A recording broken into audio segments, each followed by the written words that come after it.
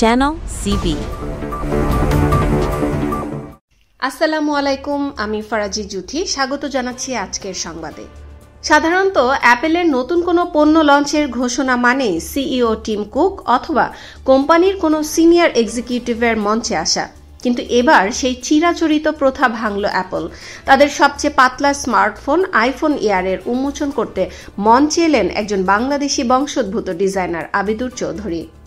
শান্ত এবং আত্মবিশ্বাসী ভঙ্গিতে তিনি আইফোন এয়ারকে বর্ণনা করেছেন a paradox you have to hold to believe, বা এমন এক বিষয় যা হাতে না নিলে বিশ্বাস করা কঠিন।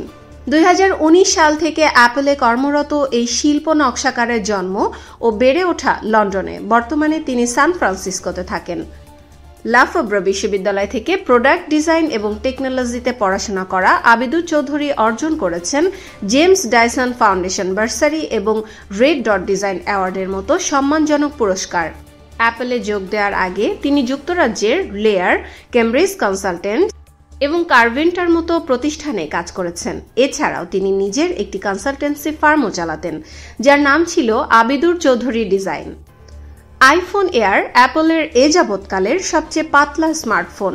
এর বডি তৈরি হয়েছে টাইটানিয়াম দিয়ে।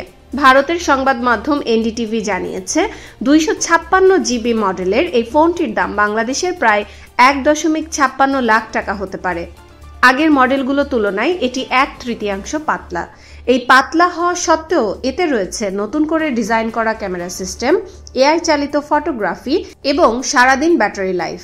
একই ইভেন্টে অ্যাপল তাদের আইফোন 17, আইফোন 17 প্রো এবং আইফোন 17 প্রো ম্যাক্স মডেলগুলো লঞ্চ করেছে। এই ফোনগুলোতে থাকছে উন্নত ক্যামেরা, নতুন অ্যাপল A19 প্রো চিপ এবং বড় display.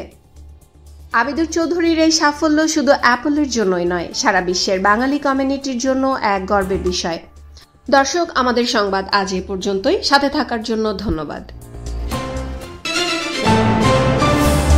Subscribe now for daily news and updates.